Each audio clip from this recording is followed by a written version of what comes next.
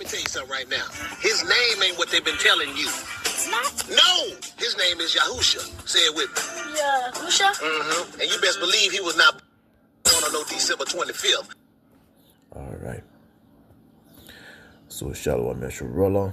Before we go into this lesson, we give all honor, all glory, and all praises be to Yahweh, Bahashem, Yahweh Shai, Bahashem, Rakakwadash. We give double honors to the apostles and prophets and elders of James Camp, Bethanel's great millstone. Shalom to the elect, Tabernacle of David, and Amber Tazaria coming through this lesson. Now, the problem with this, the name Yahusha and Yahuwah and all, which is, as I say, which means what? Yahusha save or something. But the pastor's been lying, son. wrapping the truth up like a Christmas present. And all this bullshit that they be trying to explain and break down and put into our heads is not entirely true. I could show you why. Because, where is it? Where is it? Okay. Due to the fact that history itself kinds of nullify what they are trying to bring out, if you really think, if you really understand where I'm coming from. Suppose, right, so, and the reason why we are going to do that is because when you go and when you do look up this information, what Mr. Eliezer ben Yehudi had done with the Hebrew, it's very well identified, which we went through multiple times. So let's go into it to show you the part and the bottom line of it, because for some reason people still think and believe that the U and O and E's were a part of the Hebrew alphabet, which it was not. So let's go into it.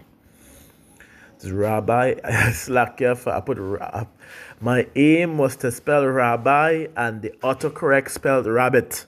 So slack here for that, eh? Right. Right. It goes in, it says, it looks like you mean rabbi, which I did spell rabbi. However, the autocorrect spell rabbit. Eliezer ben Yehuda, I put Yehudi, so like Yehuda, it says, but there are two well-known historical figures people often confuse that the name, confused with the name. Here's a quick clarification. As Eliezer ben Yehuda in the 1858 to 1922, not a rabbi but a linguist and a Zionist known as the reviver of the Hebrew language, transformed the Hebrew from a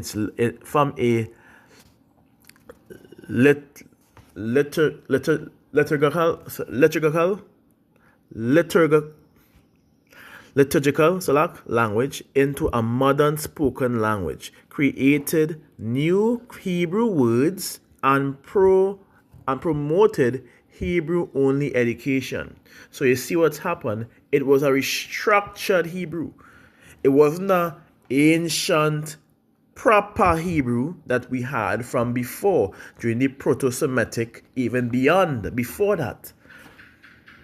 Because that Hebrew language, the ancient Hebrew, Proto-Semitic, and going even further, was in other words, it was I don't want to say the wrong thing. It was passed down or inherited by our forefathers from even Noah coming up. Because that's why you could say Proto-Semitic. Semitic goes back to Shem, Shemitic. It's a Shemitic language which is passed down by his father Noah, which was given by his father or his forefathers, which was before the flood.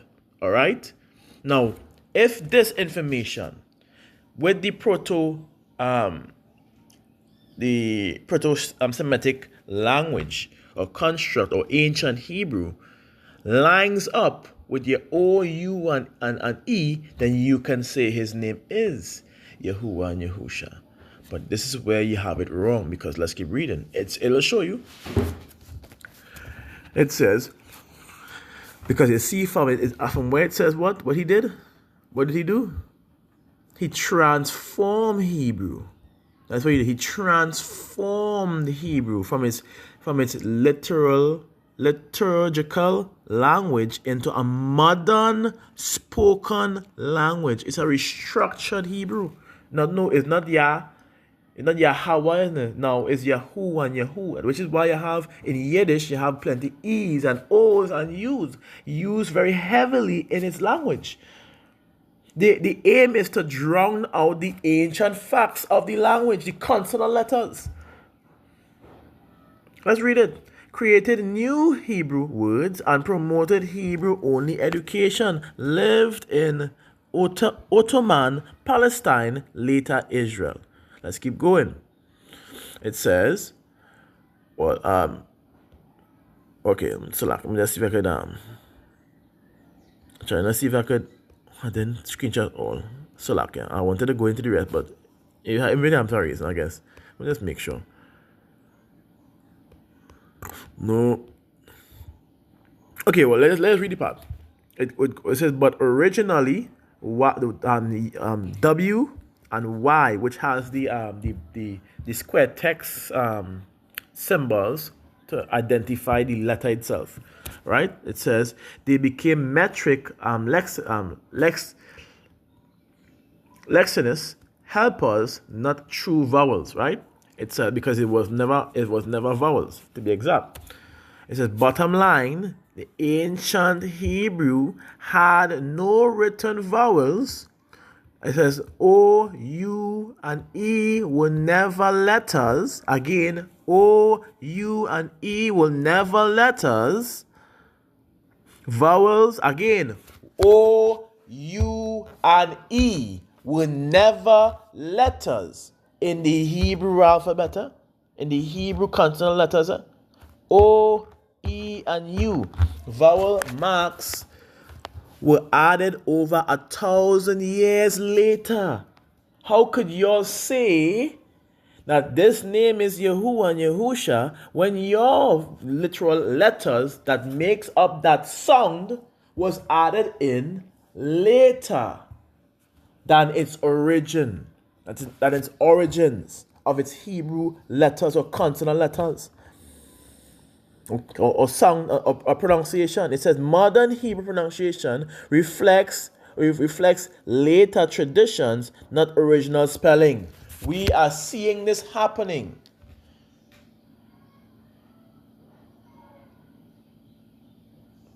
We are seeing this happening. It's written right there.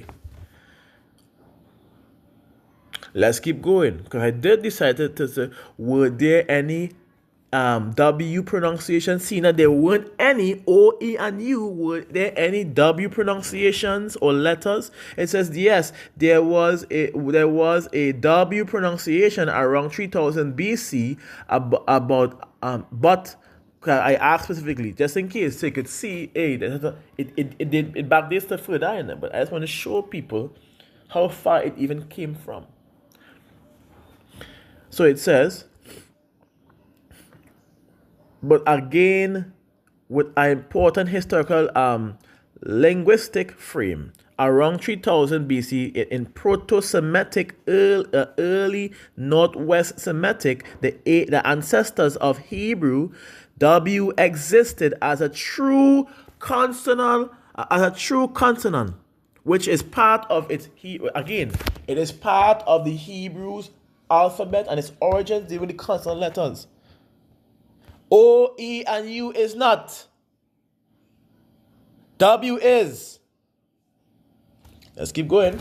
It was pronounced like the English W. We imagine that. So when you put W with A, what would it be pronounced? Wah. Anyways, it was not yet a vowel. We know that because we're not dealing with these vowels. These vowels were brought in and added in after, like we known. It was not written as Hebrew yet. So it was not written as a letter, as a Hebrew yet, but it was in what? The true consonant. Let's keep going. So you have the period, it even show you. It says bottom line, again, Yes, W existed in 3000 BC. It is original to Hebrews ancestors, was pronounced wa or wow, not va, which is what it changed to later, or the V sung later, as mentioned. Bottom line. This is the bottom line. So it is an original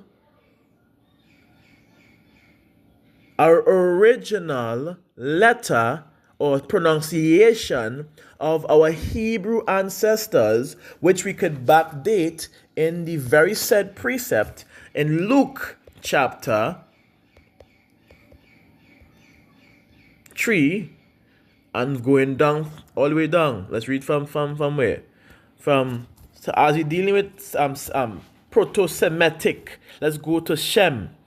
Let's start from there. If you need just to be in, Shem, as you see, it's pronounced Sem, verse 36, which was the son of Canaan, which was the son of Aphax, which was the son of Sem. You see, because it goes back. That's why it changed to from Shem to Sem, which was the son of Noah, or Noah, which is Noah, which is the son of Lamech. So it backdates to who it was passed down from Noah, from Lamech, from Methuselah, from Enoch, from Jared, from Malil, from Canaan, from Enos, from Seth, from Adam, from Yahweh, Bahasham, Yahweh Shai. This is where it was passed down from.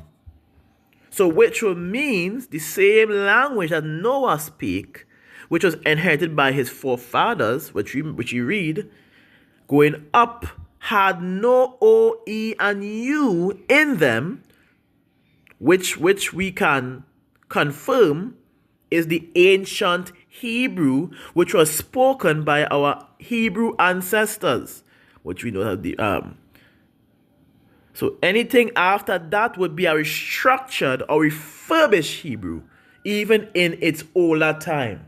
So you might believe, Yahushua's name was there so long. It has been used in this so and so time, which means it's the true language. No, it's not. If it is not the origin, it is not the ancient Hebrew. It's not the Lashon Kodash. Because how could you say this is the origin and the ancient Hebrew when Yahweh, Bashim, Yosha, and Adam wasn't even speaking that? It's called ancient for a reason. Go back to its roots.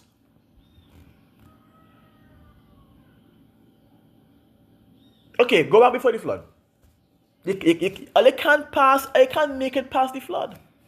Because then you would have to bounce up what the proto-Semitic language is and what it has in them, which doesn't have O, E, and U. So now you're in a conundrum. You're confused. What's your next answer? We go back to the roots. Matter of fact, I want to our next lesson, going even further back, just to make sure I understand. I'm going to do another lesson, just to make sure you'll understand how far the ancient Hebrew, Paleo Hebrew, with the proper consonant letters, not the added in ones, the OEs and the U's and the O, none of that. How far it goes back to. Just to show y'all how foolish all this sounds sometimes. Y'all go against the very apostles that teach you about this a different Hebrew language aside from the Yiddish. Y'all go against them to form your own language and to establish your own righteousness. Let me get a precept.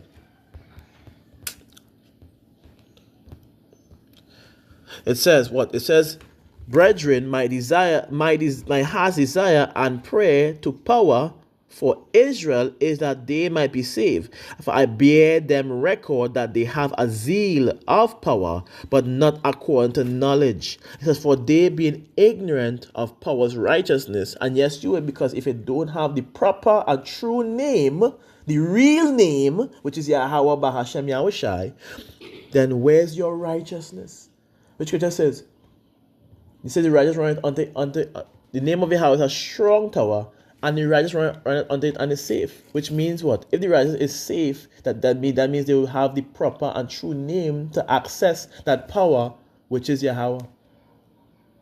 And if you call in Yahusha and Yahuwah or Yahweh and Yeshua and all these foolish and all these Yiddish and bastard language and broken language you're using to identify his name, how do you expect to receive that same blessing and that same reward? Not saying it's not going to happen, but you might get on the left hand side rather than Yahweh Shem Rashai case closed.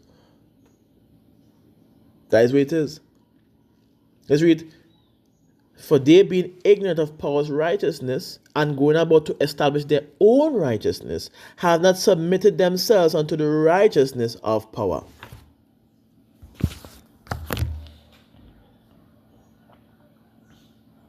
Simple.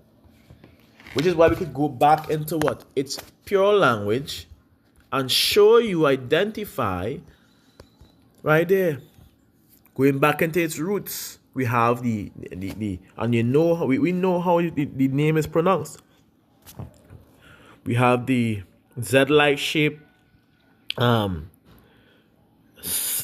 symbol, which is Yah, the Y-shaped symbol, which is the F, the back to front F-shaped symbol, which is Ha, and then we have the Y shape, which is Wa, and then we have the F shape, which is Ha again, and it starts from right to left. That's how it's written. Right to left. That is part of your pure language. And we did this already. We did this already. We showed proof. We showed proof. We showed proof of what Mr. Eliezer did. Restructured and confused the language so those who it wasn't supposed to get it would not be able to get it. But bottom line, it's not in our origins, it's not in our Hebrew, it's not in our alphabet. It is a modern Hebrew pronunciation. It's a modernized, later shuffled or restructured Hebrew. Not our own. It is not our own. One more time, it is not our own alphabets that forms the consonant letters that we are pronouncing upon. It is not part of the pure language that was given unto us, which we just proved. Look at yourself in chapter 3 and verses 9. Verses 9 it says, then will I turn to the people a pure language. We know Yiddish and any followers or language that follows Yiddish, like the Hebrew that many people speak, which is Yahusha and Yahuwah and all these things, they are broken.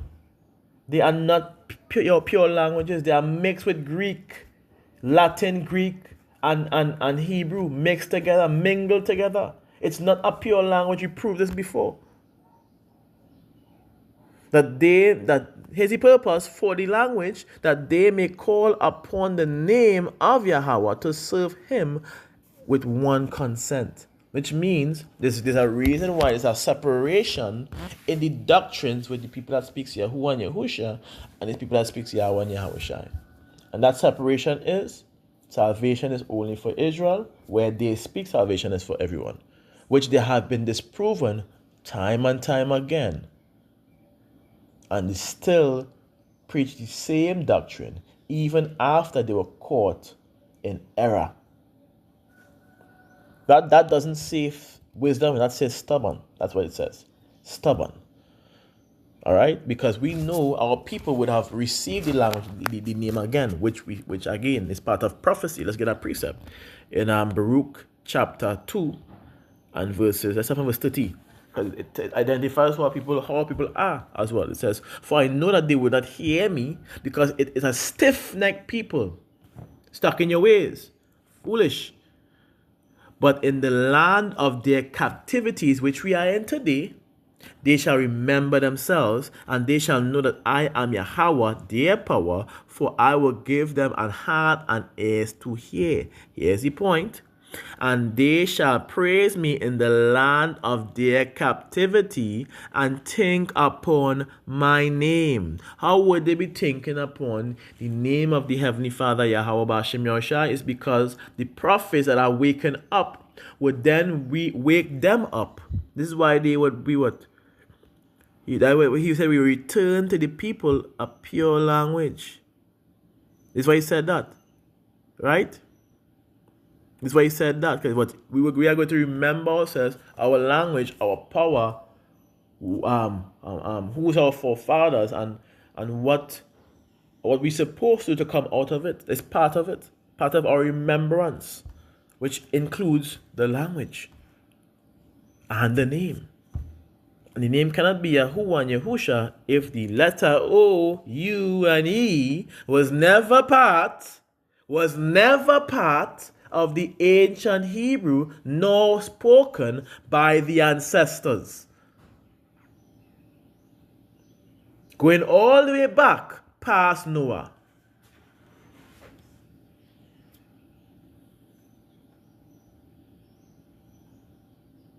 Going all the way back past Noah. One more time. Going all the way back past Noah. There weren't any of these things spoken. I'm sorry. Sorry, I'm trying to burst your bubble, but I'm bursting your bubble at the same time.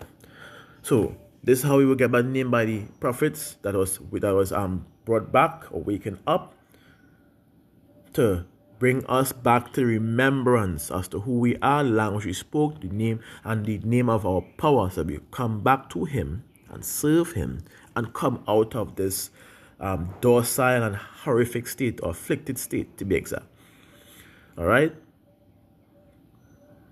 But we know, again, not everybody, not everyone is good. Let's get a precept. Romans 11 and 7. Romans 11 and verse 7 it says, what then? Israel had not obtained that which he seeketh for, Salah. But the election had obtained it, and the rest were blinded, according to as it was written. Power had given them a spirit of slumber, eyes that they should not see, and ears that they should not hear unto this day.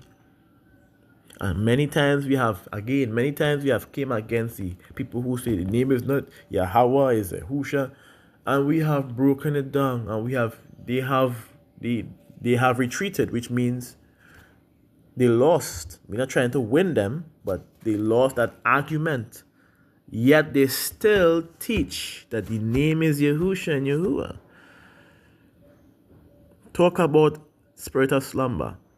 Eyes that they should not see and ears that they should not hear. The card is not for them to hear. They receive it, they got cut by it, and they still continue to teach it. That's ears that they should not hear. That's them. Right there. Right there. So at the end of the day, we know, as it says, the rest were blinded. It's only the election is going to receive it. And who was the election? Yahweh. Yahweh gave the election to who? Yahweh Shai. Let's read that. I have manifested thy name unto the men which thou gavest me out of the world. Thine they were, and thou gavest them me. Thus givest them me, and they have kept thy word. So who was the name given to? His elect. Not everyone. That scripture says what? And the elect shall praise his holy name. In Sirach chapter 17 and verses 11. The elect. I'm making that precept before I continue. Let's see you could see it. 17 and verses 11 or 10. Is 11? 10. And the elect, straight to the point, shall praise his holy name. They are the ones that are going to receive the name. Besides this, he gave them knowledge and the law of life for an heritage. He made an everlasting covenant with them and showed them his judgment. Their eyes saw the majesty of his glory, and their ears heard the glorious voice. These are the ones that are going to be able to receive it.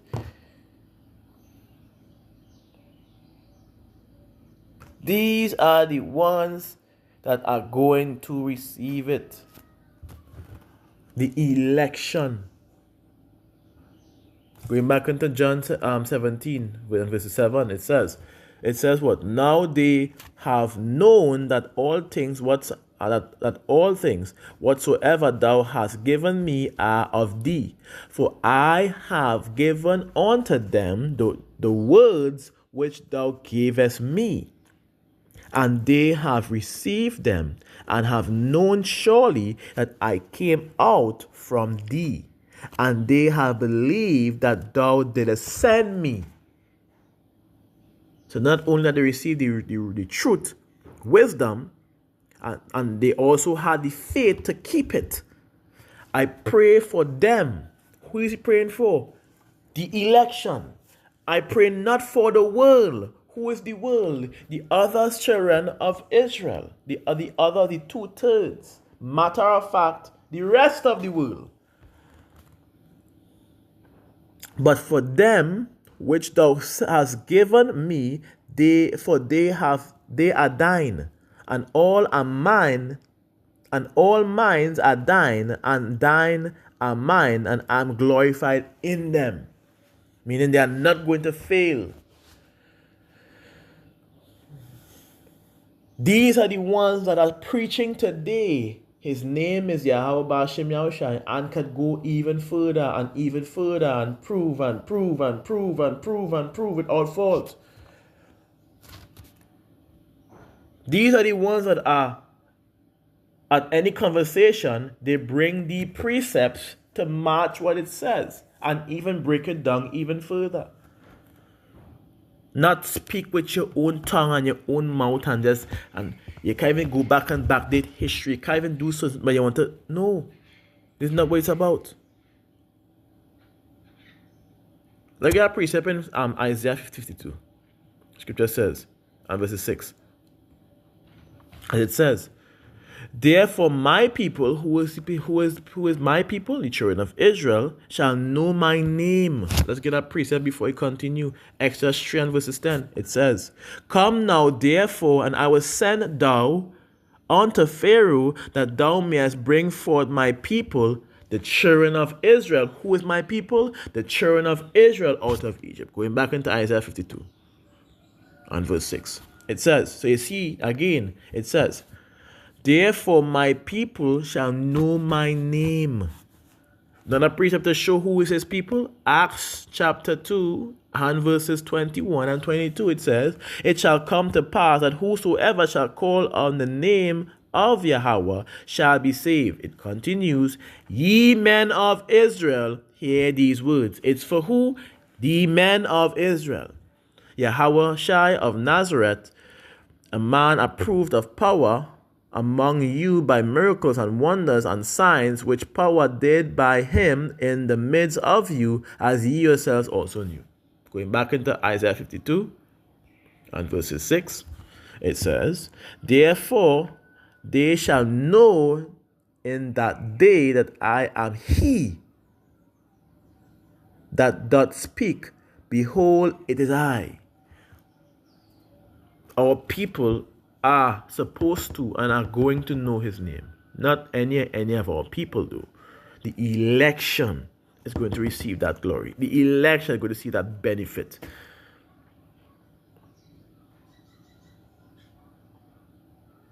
Let me get one more precept before you close out. Let's go to James chapter 3. No, chapter 5 and verses 10. It says, take my brethren the prophet, who have spoken in the name of Yahweh for an example of suffering, afflictions, and patience. Behold, we count them happy which endure, which I say, those that have the faith to carry the name, to carry the wisdom, which includes that understanding and that name. You have to have that faith to be able to what? Endure. Ye have heard of the patience of Job, I see, and have seen the end of Yahweh, which Yahweh is very pitiful and of tender mercy. But it's only pitiful and tender mercy to who? Yasharala, the elect. Because for those that don't believe, let me get that precept before you close out. I'll say one more, but let me get one more again. So For those that don't believe, let's read. For he that believeth on him is not condemned, but he that believeth not is condemned already, because he had not believed in the name of his only begotten Son. Of the name of the only begotten Son of power. Let's read. And this is the condemnation, that light is come into the world, and men loved darkness rather than light, because their deeds were evil, which is what you're seeing happening even today. Men rather love darkness rather than light. It's only the election is the one that is seeking the light. What is the light? Let's go back into that light. Is Yahweh Ba'Shem Yahushai is that light. But it also goes back to obedience unto Yahweh Ba'Shem Yahushai, which is, let's read. For the commandment is a lamp, and the law is light, and reproof of instructions are the way of life. So it goes back to if you believe somebody, you are going to listen to them.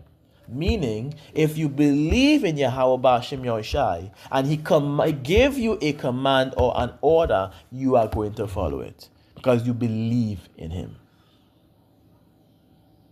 And if he gave laws and commandments, then you're supposed to take heed, right? So I hope this lesson is edifying. We say Shalom Yasharala, Kal Halalyam Yahweh. That's just part one. We have more to bring. I'm not going to stop. Piece by piece, you're going to see it yourself. Kal Halalyam Yahweh Bahashem Yahushai Bahashem Rekakwadash. We give double honors to the apostles and prophets and elders of JMS Camp, but not great mercy for to bring forth the 100% truth that I'm currently edified under. Shalom to the elect, Tabernacle of David, and I'm Robert Tazariak saying to you, Shalom.